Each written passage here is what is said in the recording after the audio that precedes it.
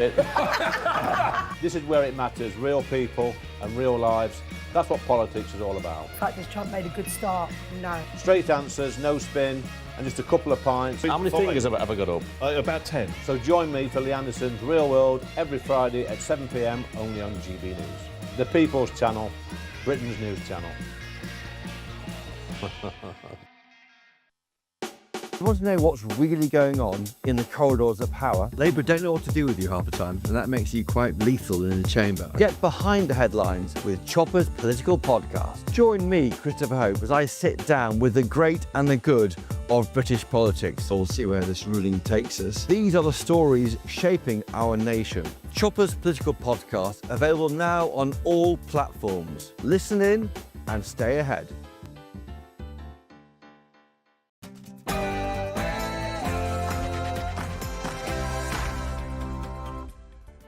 Good evening, you're watching State of the Nation on GB News with me, Matt Goodwin. On tonight's show, the Afghan data leak scandal has shocked the nation, and tonight I'm going to be asking all of the big questions that are yet to be answered. Meanwhile, I'm also going to be speaking tonight to a former British Army officer about, get this, the military veterans that have been betrayed over housing in favour of the Afghans who are being imported into our country. And elsewhere, a new report reveals that free speech is in a state of emergency in this country, with a bombshell new report revealing that Britons feel they can no longer speak their minds. I'm going to be talking to a top expert about that. And plus, I'm going to be joined tonight by one man who has exposed the overpopulation crisis in this country, as another new report shows that the UK will be one of the most crowded countries in the world by the end of this century. That is, State of the Nation starts right now.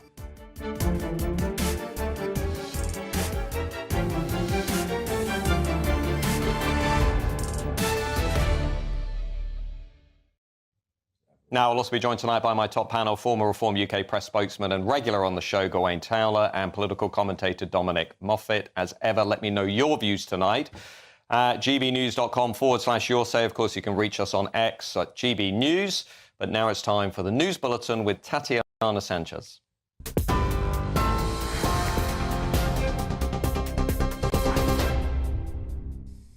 Matt, thank you. The top stories. The Keir Starmer says former Tory ministers have serious questions to answer about how the names of Afghans who worked with UK forces were exposed. Thousands of Afghan nationals are being relocated to the UK after their names were accidentally sent in an email in February 2022, but the leak was only discovered by the British military in 2023. A super injunction preventing the reporting of the mistake was imposed that year in an attempt to prevent the Taliban from finding out about the leak. The injunction was lifted yesterday.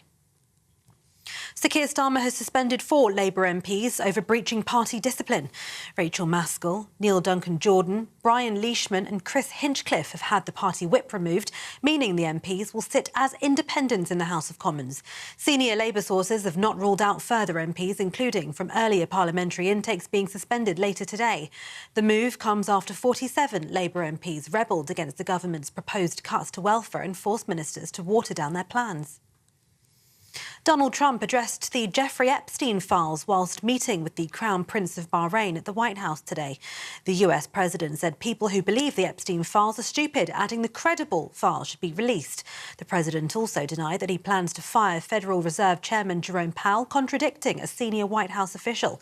He also said he has, quote, pretty good trade deals to announce, adding maybe with India. Elsewhere, the Prevent scheme must rapidly adapt to online radicalisation, a major review has warned today.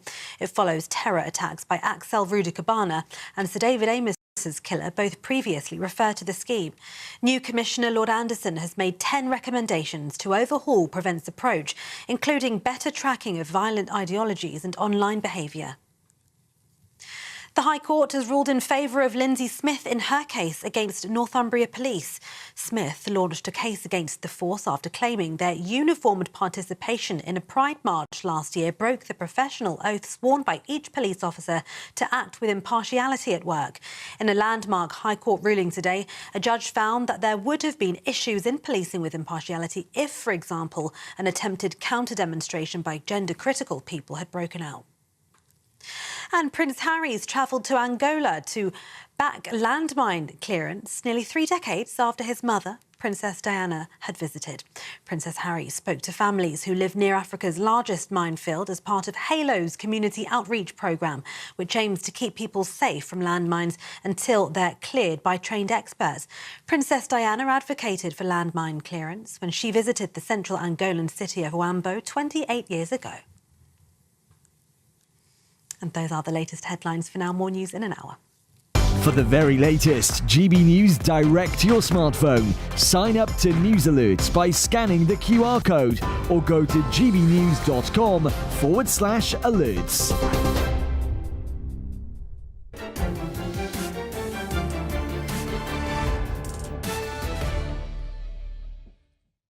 Welcome back to State of the Nation tonight, right here on GB News with me, Matt Goodwin. Now, the Afghan scandal is going to become one of the biggest scandals in British political history, and it raises a number of profound questions that nobody in Westminster seems to be asking. How is it possible that the UK state has been able to import thousands of migrants from Afghanistan at a cost of nearly £1 billion, if not more, while having no real scrutiny, no democratic accountability, no oversight, nobody actually looking at what the state has been up to?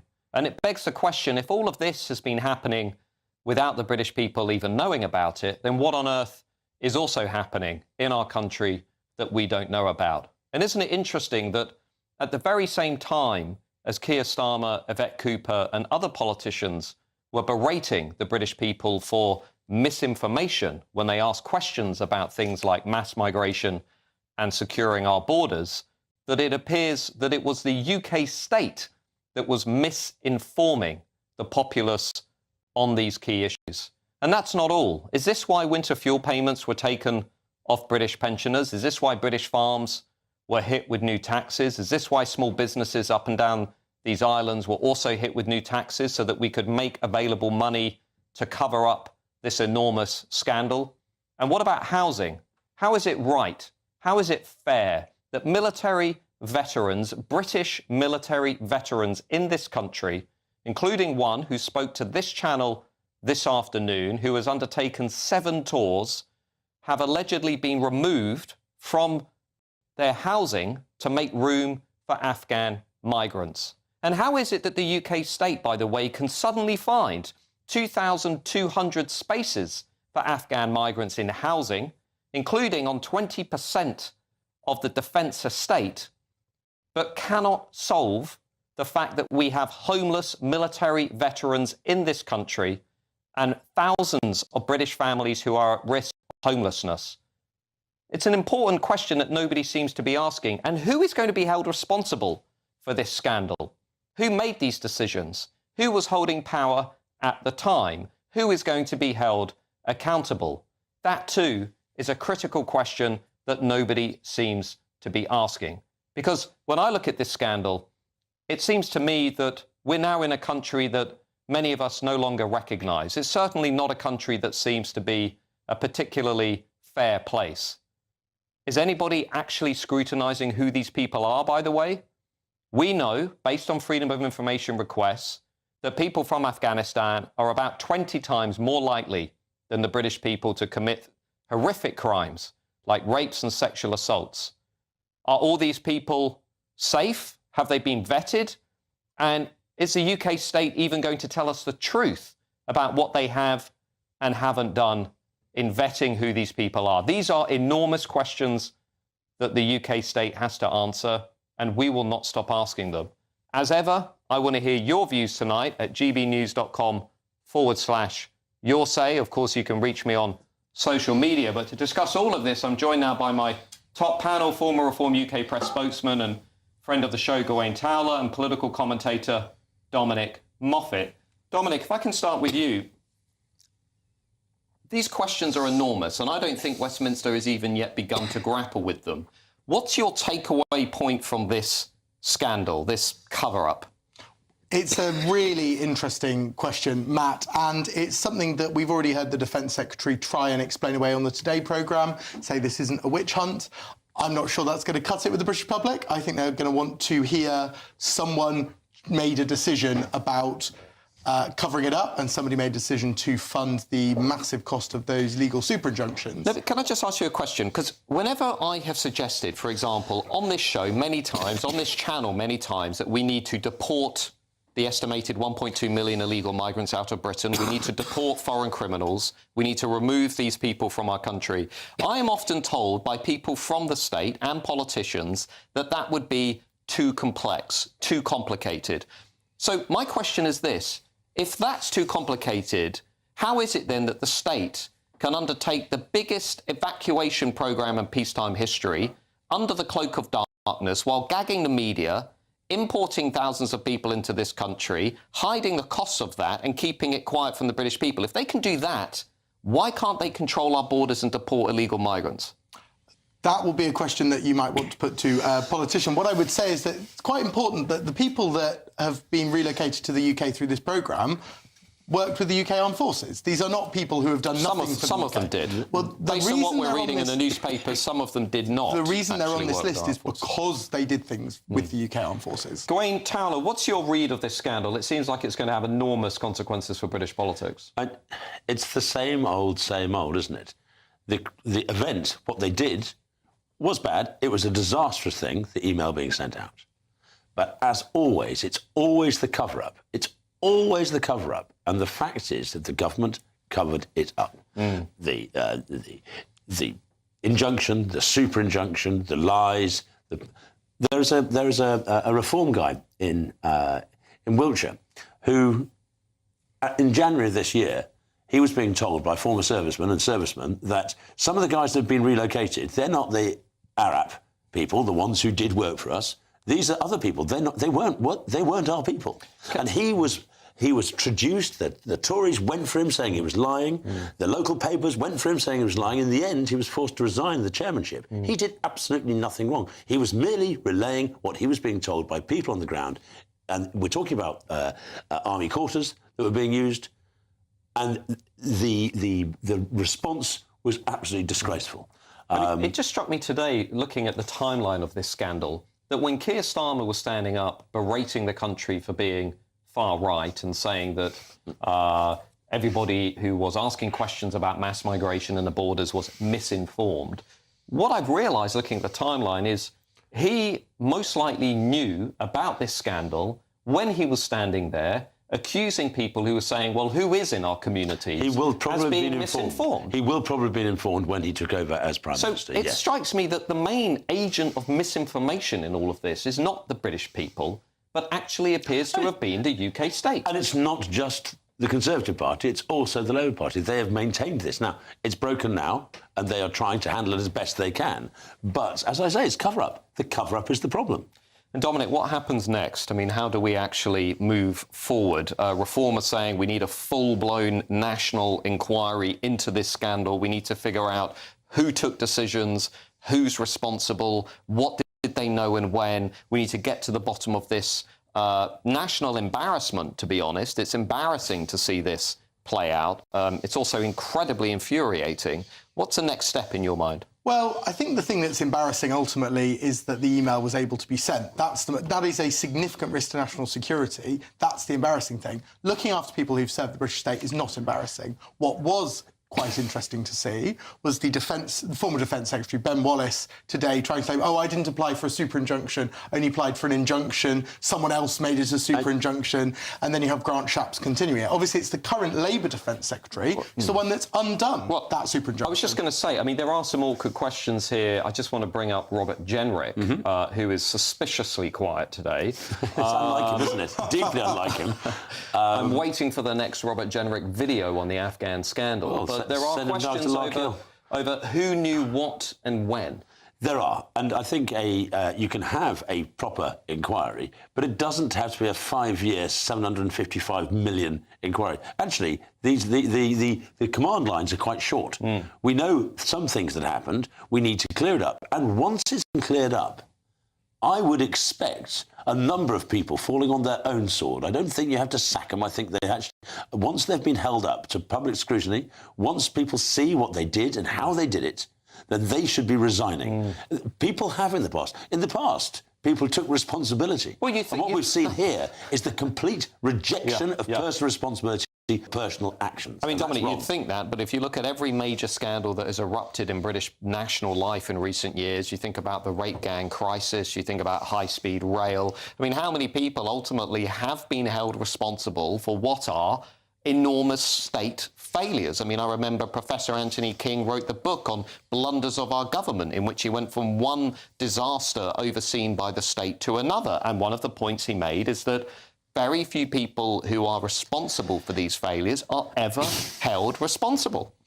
Ultimately, it's been a move away from politicians being responsible for the things that their departments have done. And that's one of the reasons I think you've seen that Wes Streeting has abolished NHS England, is because ministers should be responsible for how the health service is run. You're right that ministers should take responsibility, but it's not the current Defence Secretary, John Healey, that has done something wrong. No, It's former Defence Secretaries. I'm not pointing the finger. nobody has pointed I'm fingers not at it. pointing This the is the finger point. at John There Healey. isn't But I am saying this scandal, I think when we get to the end, I'm happy to be wrong, but I suspect when we get to the end of this road, there are going to be people on all sides of the political aisle. It did roll over. implicated. It's been a year later. And one of the things I think is deeply frustrating, yes, there were those people who served with us, who fought for us, who worked with us. But if we have 27,000 people coming over, were interpreters, that means every soldier had, what, 5 interpreters each? Yeah. I don't believe it. It's not true. Indeed. Well, this scandal... It was a scam. Well, this scandal is going to rumble on, and we right here on GB News are going to be here to follow every single step. Now, after the break, I'm going to be speaking to a former British Army officer about this brewing scandal, including some shocking new evidence that Afghan migrants are being prioritised over British military veterans. I'll see you in 2 minutes.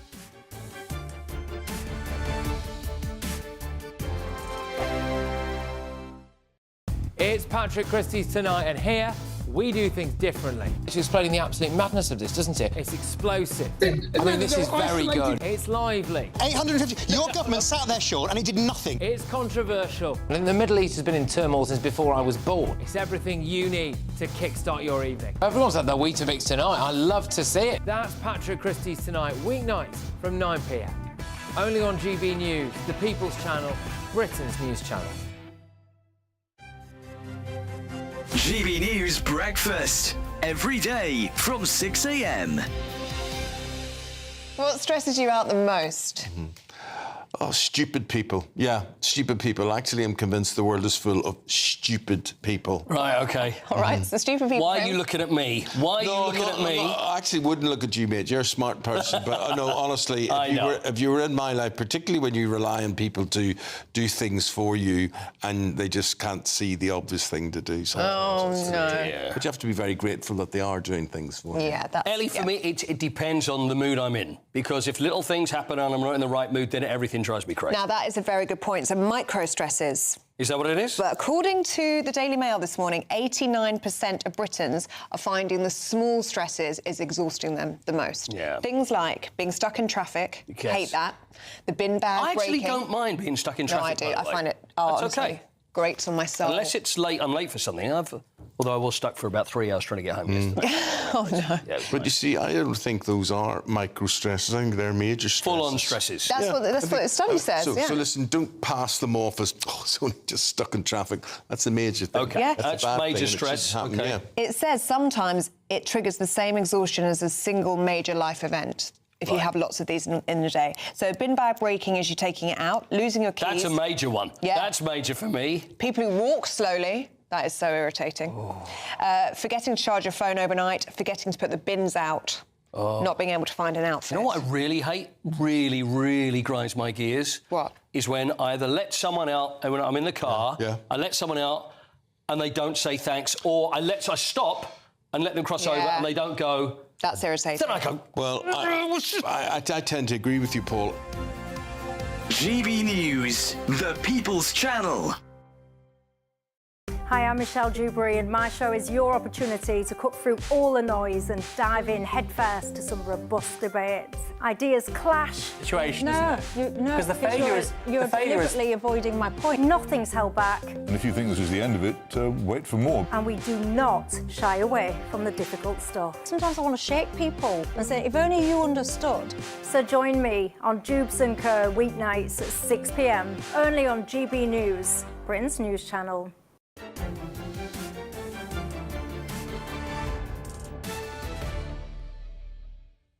Welcome back to State of the Nation tonight, right here on GB News with me, Matt Goodwin. Now, you've been sending your views in. Sydney says Britain has totally lost the plot, a pointless 20-year Afghan war that ended in defeat, and now this total madness.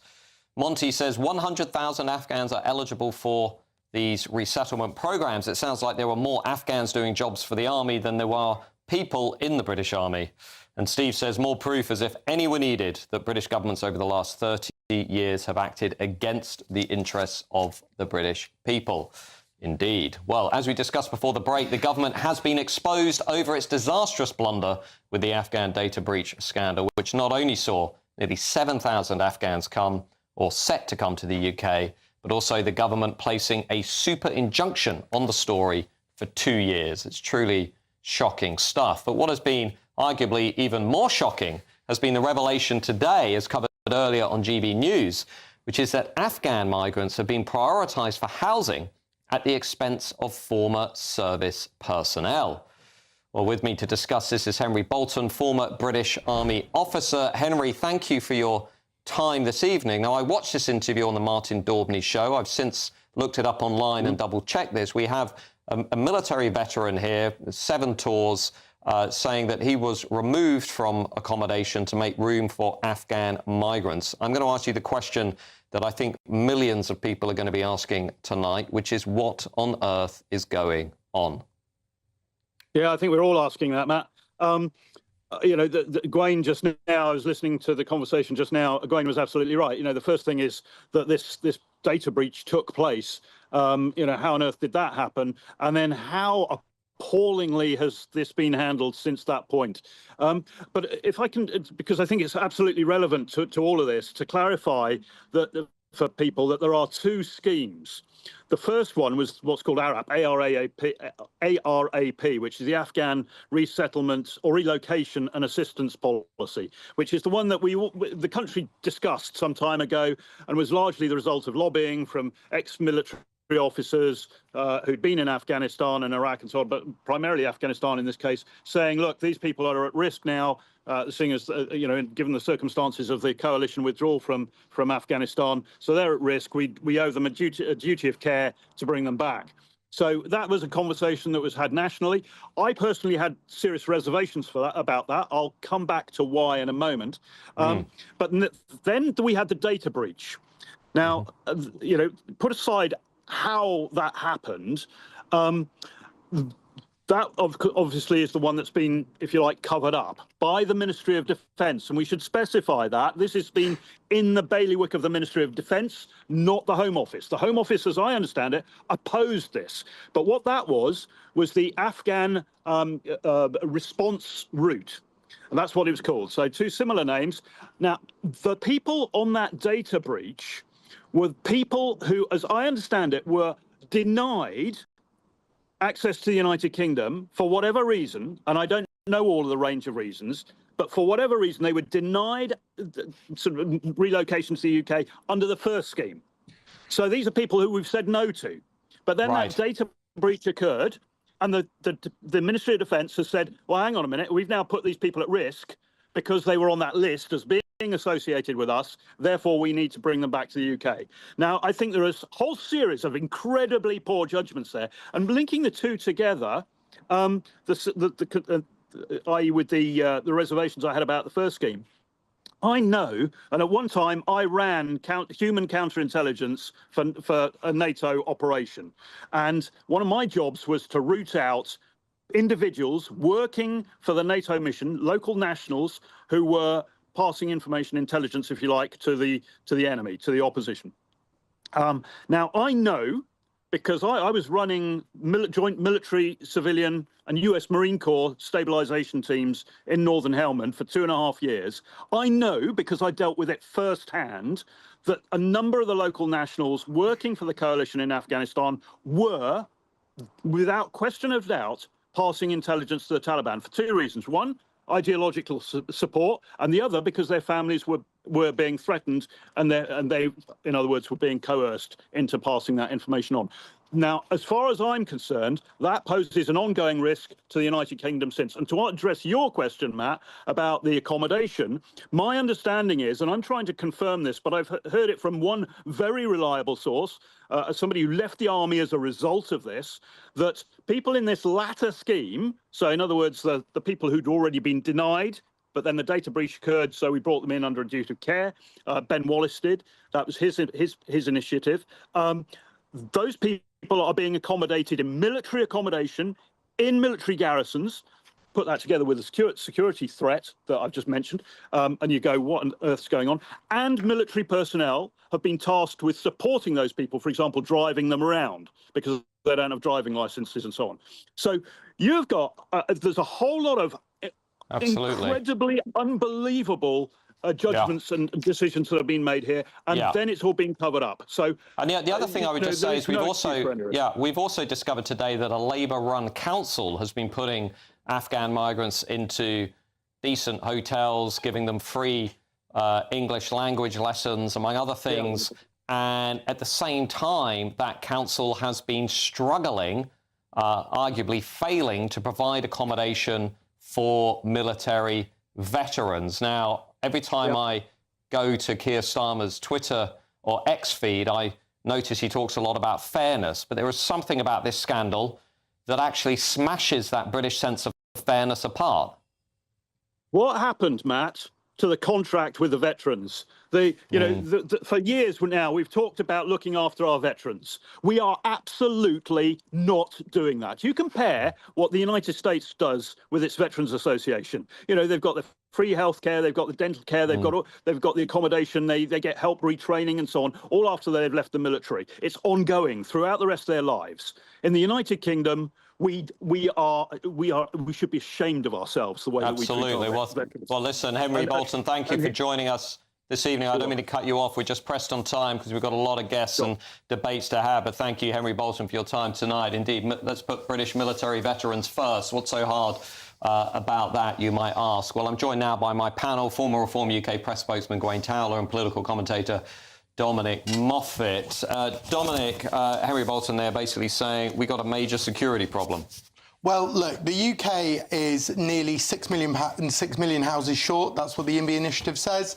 We've got 1.33 million people on housing list. 7,000 Afghan soldiers is not the reason for a housing shortage. Yeah, sure, but at the same time, you've got evidence today, people speaking on this channel, military vets saying they've been removed from housing to make room for Afghan migrants. How on earth is that fair? And the second thing that Henry Bolton is saying, and I think it's a good question to ask, we've learned today that 20% of the defence estate, the Ministry of Defence estate, has apparently been made available to house and hold these Afghan migrants and their relatives. And what Henry is saying was, well, is it really wise to bring these people into the heart of the defence system of our country, given that we probably, in reality, haven't really been able to fully vet these guys and figure out who they are and what they believe? I suspect Henry might be slightly over-egging the pudding there. I don't think these people are being housed in the middle of Porton Down. I don't think they're being housed. But they're being given Ministry of Defence accommodation. If they are in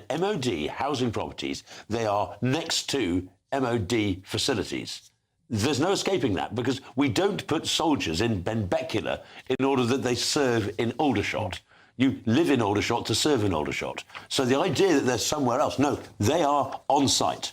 Not all MOD estate is on the... It's adjacent is not the same. Well, next door, across the road. Is this a good idea? We've had independent, solid researchers on this show, Rob Bates, Centre for Migration Control, who has also shown that Afghans routinely top the list of nationalities in terms of their prevalence for criminality. They are 20 times more likely than British people to commit rape and sexual assault. Now, I'm sorry if that upsets the London Liberals set, but that are, you know, facts before feelings. Why are we not talking about the rights and the interests of the British people in this scandal? We absolutely are talking about that, and housing lists are decided by need, not by... a young man from Afghanistan is not being put ahead of a young man from Britain on a housing list. I really do not know that. I do not know that at all. We had a guy I don't necessarily believe that. However, there's the other thing. In some cases in theatre in Afghanistan, we had people who had served with our forces turning their guns on our forces. It happened on a number of occasions, not just ourselves, but the Americans as well, where people who are now regarded as people we have to look after, they bring your family over, bring your aunts over. These are people who, there were occasions where they turned their guns on Allied forces. These are the people we can be bringing over. Well, just speaking about the people that we're bringing over, I just want to show you a chart, because I think people often maybe accuse those of us that ask tough questions of being irresponsible. But actually, look at the data. This is showing you sexual offences among different nationality groups in the UK. And who's at the top? Afghanistan. People from Afghanistan. Now, I'm not for a second saying every Afghan is a rapist or a sexual offender, but 20 times more likely than Brits. And this decision, the thing that gets me is this decision over the Afghan scandal has been taken without any democratic accountability, no transparency, no oversight, no public scrutiny. The state just said, oops, sorry, here you go, have thousands of Afghans at the cost of nearly $1 billion. I mean, if you want to tear the social contract apart in this country, this is how you go about doing it. You're right that Ben Wallace and Grant Shapps did this without any democratic accountability or openness, but this has now been opened up. That is why we're talking about it, because the state, John Healey as Defence Secretary said, let's talk about this, let's reveal what happened, and that's the democratic accountability going on now. It does make you wonder, Graham, what on earth is going on that we might not know about alongside this? I mean, it's the Rumsfeld unknown unknowns, isn't it? There are known unknowns and unknown unknowns, but these are definitely unknown unknowns. We do not know. But we have a state that its greatest attribute seems to be to cover its own behind rather than to do the job for the British people. If something goes wrong, when I started this programme, the biggest problem is the cover-up. It is always the cover-up. People are actually quite forgiving of error. People are generally forgiving of error. What they hate is the hypocrisy, the cant and the cover-up. And yet again, we see the government, and it's, yes, you're right, Labour, Healey has tried to pull this out, a year late, but he's done it. But the point is the entire system is derived and designed around process, and process isn't about results, it's about making sure that you don't get blamed. Indeed. Well, we will carry on holding the system to account because not many other people are doing it. Thank you to Henry Bolton for joining us. Now, coming up, free speech is in a state of crisis in this country, and we're going to be speaking to somebody on the front line of the battle to restore it, to protect it, to promote it. You're going to want to hear about this because it's not good news for our country again, I'm afraid. Free speech is eroding, but how do we get it back? I'll see you in 2 minutes.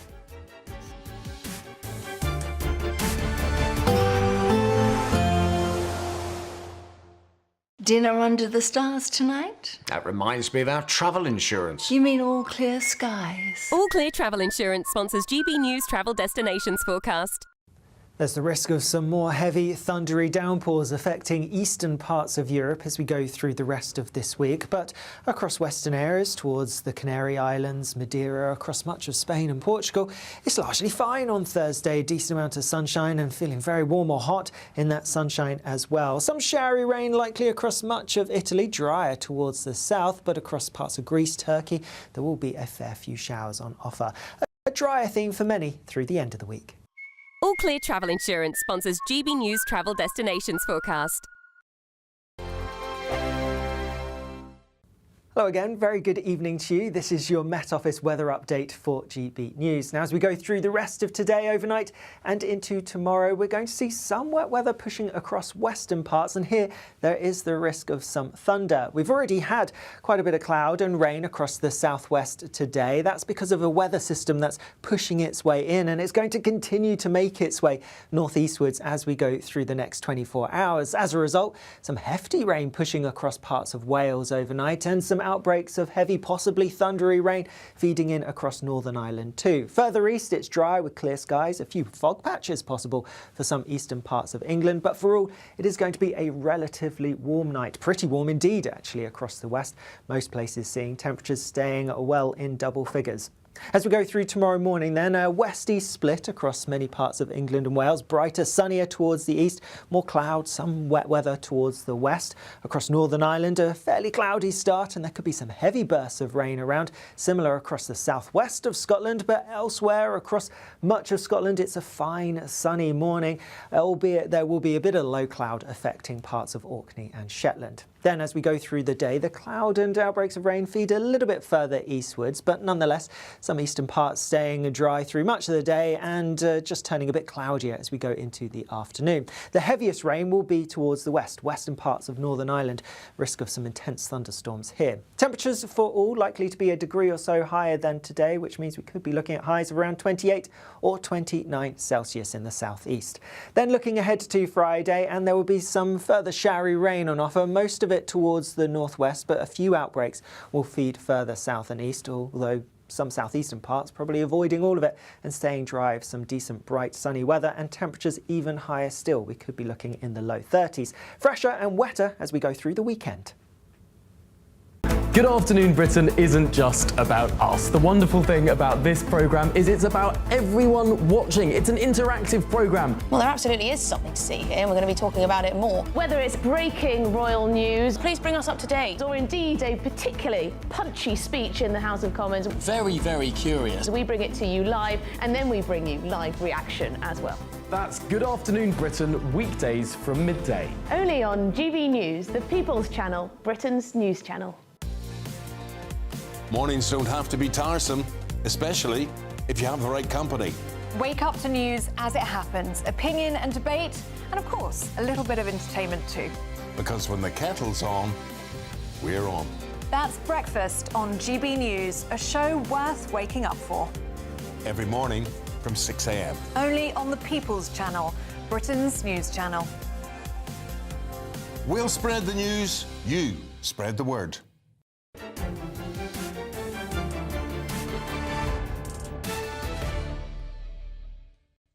Now, some bombshell new data has just dropped today, which suggests that this nation is living in a state of fear. Fear that is prohibiting Britons from saying what they really think. Research for the Commission for Countering Extremism, which is advising the UK government, has shown that half of the British public think that people are now too easily offended, particularly if they speak out on issues to do with race, immigration, and culture. Whether it is Islamist extremism, the Palestine protesters, or woke ideology, people now feel that our current climate is one of censorship rather than openness. Well, to discuss this, I'm joined now by Jan McVarish, Education and Events Director, as well as my panel, former Reform UK press spokesman Gwen Towler and political commentator Dominic Moffat. Free speech is in decline. Well, I'm not sure any of us are surprised by that. I mean, there's a reason why the Free Speech Union has gained 40,000 members in 5 years and handled over 4,000 cases of our members. So, I mean, this study, I haven't been able to see the study itself. I'm just dependent on the Telegraph reporting of it. And it's interesting because there's two aspects to it. There's the sort of desire of, on the one hand, of people to kind of reduce offence and to not kind of have people unleashing their opinions, I guess, or their prejudices into every occasion, into personal level. But then there's the very legitimate need that people have to express their opinions and to do that in forums where it really, really matters. And we've had a very long period now where very, very big questions have been put beyond debate. And I think that's what this people's disappointments, grievances, that's what that reflects. But it's this notion that people are still too easily offended around immigration, around issues to do with borders. I mean, I get this all the time. I say something that I think is fairly common, you know, it's common sense. We need to control our borders. We need to end mass uncontrolled immigration. And the reaction of a particular subset of society, let's say the 10 to 15% kind of liberal elite who dominate the institutions, are the ones who say, well, you cannot possibly say that. But to the vast majority of people in this country, the forgotten majority, what we're saying is common sense. It's what they believe. So the free speech crisis is arguably concentrated in that elite minority, not the forgotten majority. Yes, sort of, although I think that there has been a top-down and a bottom-up licence to silence, if you like, over the past period. And I think that there's been an elite-led exclusion of the mass of people from political debate and a kind of stigmatisation of a lot of common-sense views. And reasonable questions we've been told that they're not reasonable questions, that only a bigot would ask them. So I think that has made it, it's given licence to other people at all levels of society to say, well, you know, you don't get to ask that question, you don't get to make that comment or use that word. And I think there's kind of been a messaging that's gone throughout all levels of society. And that's why everybody, if you say to people, you know, do you think there's a free speech problem? They will say, you can't say anything anymore. And all kinds of people will say that, not just the kind of white men over 65. Everybody knows that you can't say anything anymore, and also they know exactly what they can't say. Well, I think there are some things we all know we can't say, and most of us wouldn't really want to say some of those things that might have been said freely in British society in the past. But I mean, I know on social media there are lots of things that I still think are entirely legitimate and acceptable, and will say on a daily basis that, you know, that section of the elite will say, well, you cannot possibly put it in those terms. Dominic, I mean, am I going too far in saying we have a censorship complex in this country that is using things like, you know, terms like far right, hate, Islamophobia, xenophobia, to basically try and control the conversation, to try and narrow the parameters of the public square? Well, Matt, it won't shock you to believe that I do think you're going too far in saying that. When people say that they disagree with you, that's their freedom of speech. And I celebrate that. But what if that turns into harassment or bullying or intimidation? Where are you speaking currently? You're speaking on a television channel which you were preceded by Nigel Farage speaking. Nigel Farage has said time and time again through UKIP, the Brexit Party and Reform, we need to have a debate about immigration. A debate that each of those parties has insisted on inserting into our country. Well, it's not one that we've avoided. We've had it for decades now. I would encourage you after the show to look at the replies to some of my social media, because those replies do not suggest we're living in a tolerant free society. Gawain Towler.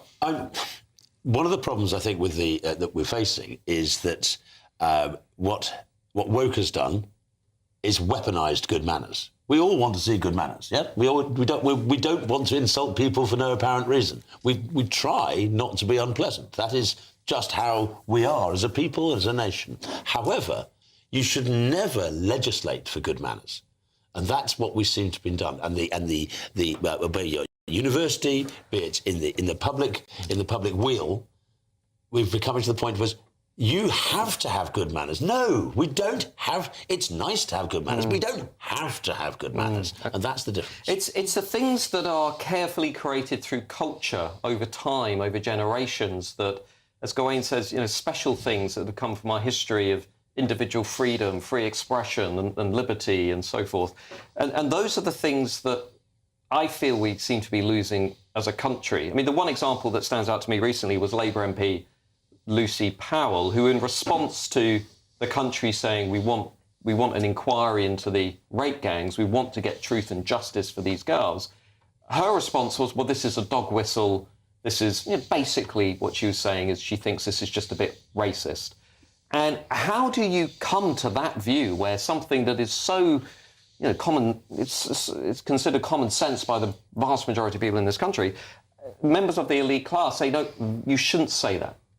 Well, I think if something is being pushed beyond debate, then there is no way of normal people finding a voice in the political sphere. So then these kind of things come up in all other places. So people are falling out with their families, their neighbours, their friends, intergenerationally. It's coming up in the workplace, and partly as well because this kind of cultural shift has been enforced in all other areas of life as well, through schools and through workplaces and cultural institutions. And so it means that there are very few free spaces left for people to just explore ideas and work out what they think, even if they don't even know what they think already. It's actually quite difficult to even just air diverse opinions, to ask honest questions of other people that you don't necessarily know what they think already. And I know that the Free Speech Union are doing critical work in this space. I've been following your campaign to push back against this incredibly dogmatic new Islamophobia law, which is going to be used to contain free speech as well. So thank you for that. Thank you to Jan and to my panel. After the break, we're going to be turning to another new study. Britain's overpopulation crisis has been exposed by my next guest, and you're not going to believe the numbers that this country is facing over the next half century or so. Pretty mind-boggling. We're going to bring you the truth as always. I'll see you in 2 minutes.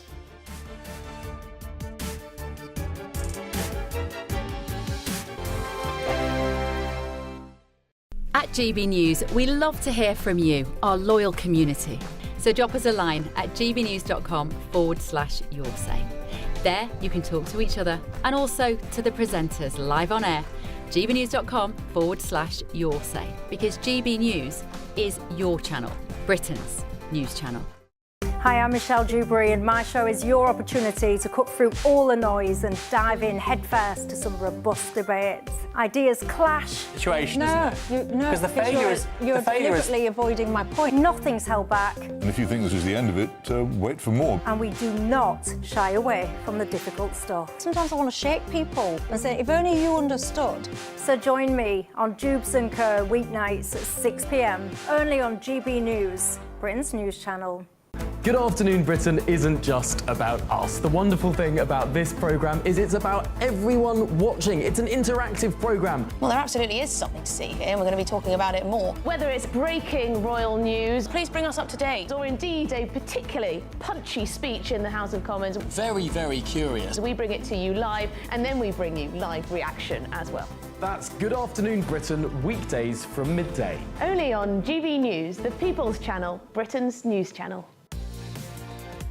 Mornings don't have to be tiresome, especially if you have the right company. Wake up to news as it happens, opinion and debate, and of course, a little bit of entertainment too. Because when the kettle's on, we're on. That's Breakfast on GB News, a show worth waking up for. Every morning from 6 a.m. Only on the People's Channel, Britain's news channel. We'll spread the news, you spread the word. From the school run to the home run, watch a new show for all of Britain. He can say whatever he wants. A straight-talking show where all voices are heard. And, you know, when are we going to stop talking about smashing the gangs and actually do it? With the stories that matter from every part of our country. There's a bit of a crash landing there for your Chancellor. Bold, fearless and standing up for you. That's me, Martin Dordme, 3 p.m. till 6 p.m, weekdays, here only on GB News. The People's Channel, Britain's news channel. Join me, Nana Akwe, for an informative, interactive news programme with a difference. It's fun. No, he didn't say that, though. I'm so surprised. I think there's an element of truth to that. Join me from 3 p.m. every weekend, only on GB News, Britain's news channel. In the GB Newsroom, we bring you the news as it happens. With our team of dedicated journalists across the UK, we're ready to keep you up to date with what's happening every half an hour, every single day. Bulletins here on GB News, the People's Channel, Britain's news channel.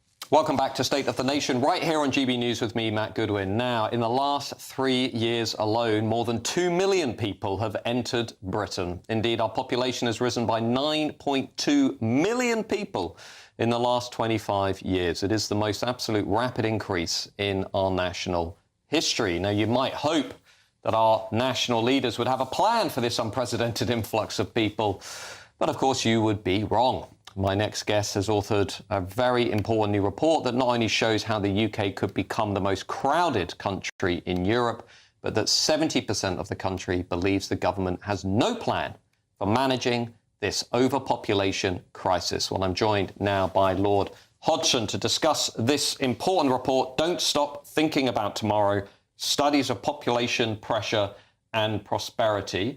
Robin, if I may, what is the take-home point for you from this new report? The take-home point is that we have failed completely to join up all the dots. All sorts of government departments are doing different sorts of things, and no one's coordinating it. So that on the day you cut down the number of student visas, you're increasing the number of people who come to work in care homes. And can I, so can I, just before we get into the detail, am I right in thinking this is basically suggesting that by the end of this century, we are going to be one of the most overcrowded countries in the advanced world? We'll have, well, that's because, of course, we're advanced world. We will have the biggest population in Western Europe. In Western Europe. Western Europe. And I think I'm also right in saying that by the time we get to the end of the century, people born outside of the UK and their immediate descendants, I think my own work has shown this, will be a majority as well. So it's not just the population increase, which is going to be unprecedented, like nothing we've ever seen, but the type of people coming into the country, many coming in from outside of Europe, which is going to be, again, like something we've not seen. The short term, the further out you go, the harder it is to judge what's going to happen. But we do know, the ONS statistics are we're going to have 6.6 million people here by 2035. That's sorry, another 6.6 million? By 2035. Which is a decade from now. Yeah. So basically 70% of London, thereabouts, coming over the next 10 years. 2.5 cities the size of Manchester. Right. And if you take Manchester's area, you're going to tell an area roughly the county of Berkshire. So I could sit here and ask you, well, what does this mean for the NHS? What does it mean for GP surgeries? What does it mean for social cohesion? What does it mean for our schools? I'm not going to ask you that because I think it's quite clear to everybody out there the state hasn't yet figured that out. I'm going to ask you this. Why is nobody in Westminster actually talking about, well, where are we going to be in 2035, 45, 55, 65? Where is the thinking, the public discussion about how are we going to manage all of this? Well, we have red walls, firewalls. People are reluctant to do it because they think they're going to be told they're closet racists, they are economically illiterate, or they're narrow-minded little Englanders. But the fact of the matter is, this is happening, and we need to take steps because though they're slow to take effect, once they start, they're irreversible. If you come here, and you come here legally, you're entitled to all the privileges and the responsibilities of being a British citizen. And you cannot take that away. You must not have a second-class citizen. We've got to think about it, but we have to join it all up together, and we're not joining it up. So I'll give you a couple of examples. I'm often told by people within the political class, well, Matt, what you're worried about, diversity is our strength. My response to them is, well, why have we got 1 million people in this country who cannot even speak our national language? It doesn't look like the state is doing its job there. As we also discovered this week, we have nearly 1.3 million people who are not even British, who are taking universal credit welfare payments, and more than half of those people are not even in work. So why is the state, again, not fulfilling its basic duty to build a cohesive, unified society? That, of course, will be a different question to actually about numbers, because that is the make-up of the numbers. I'm concerned particularly about the numbers. I'm also concerned about the soft side, the qualitative side. What is going to happen to our wildlife? What is going to happen to our food and water security? We grow 53% of our food at the moment, and the planning bill now, going through the House of Lords, of which I'm taking part, going to make an enormous amount given up of agricultural land to build on, and to also have solar farms on, and have digester produce so we generate electricity. Now, when you ask the minister, what is the area we're going to lose in which we can grow productive food, they say, well, this is Minister of Local Government. That's DEFRA. And the two don't ever connect. So I often hear people, for example, on the green side, on the, let's say, the environmental side, who sort of never talk about population increase. It's like a blind spot. They say, oh, yes, immigration is good for the country. Let's have more population. Let's have population growth. That's great. But they never really move the conversation onto, well, what does this mean for the environment? What does it mean for our food security? What does it mean for farms? What does it mean for all of those things? Why is that? That link between the two is never really discussed. And also the link between population increases and housing. We have 1.5 million homes being pledged by the Labour government, but we're currently only building, I think, not even 200,000 a year. The vast majority of homes that are needed to keep up with previous migration. So why is the state not joining up these different dots? Well, that's what I've written this book about, to try and say we mustn't stop thinking about tomorrow, because this is what is going to make a difference to us. I mean, if you go back to the food security, your grandparents, my parents, would be absolutely horrified. In the late 1940s, we grew 80 or 90% of our food. And we are going on as if the world has not changed. We're going on, and we're having to buy nearly 60% of our food overseas. and we are having what they call 850,000 ghost hectares. We can't grow enough food to feed the cattle, and we need 850,000 hectares of area in order to be able to finish this off. Well, if you're interested in the stats, I know I am, the report, just to remind you all at home, please download this online. Don't stop thinking about tomorrow. Studies of population pressure and prosperity. Lots of interesting people writing in that about where on earth this country is going and what is going to happen next. Speaking about what's going to happen next, well, it's time for Patrick Christies. Patrick, what have you got coming up tonight? Well, I'm going to rattle off all of the major government cover-ups that we've seen in the last few years, all in relation to immigration, and of course it comes after the latest Afghan smuggling operation that appears to have been taking place right under our noses, but we weren't allowed to report on. So we're going to be talking about all of that. What's going on in the Labour Party? They've managed to biff 4 MPs today. Some of them, as far as I can tell, seem to be on the more lunatic left fringe of the party, so we'll be talking about all of that. Should climate denial, right, whatever that really means, actually be a criminal offence? Well, one prominent climate change activist certainly thinks so. So we're going to be talking about all of that and much, much more. And, of course, don't forget, from 11 p.m. until midnight, it's First Edition, the very first look at tomorrow's newspaper front pages, what's inside the book, and any breaking news as well, including something we're expecting on the Epstein files. So stay tuned for that.